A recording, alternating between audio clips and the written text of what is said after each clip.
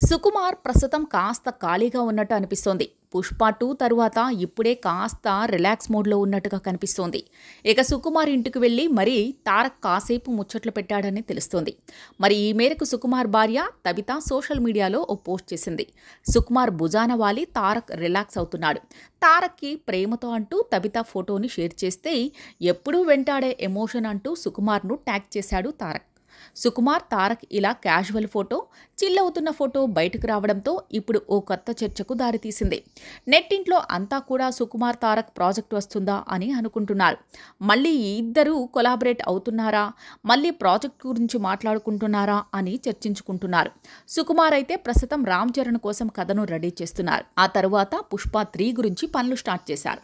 ఎన్టీఆర్ కూడా ప్రస్తుతం 'నీల్' మూవీని, 'వార్ 2' చిత్రాన్ని ఫినిష్ చేస్తాడు. ఆ తర్వాత 'నెల్సన్' ప్రాజెక్ట్ ఉంటుంది.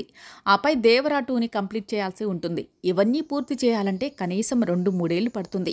సుకుమార్ కూడా 'పుష్ప 3'ని పూర్తి చేసి రిలాక్స్ అవ్వాలంటే 3 ఏళ్లు పట్టేలా ఉంది.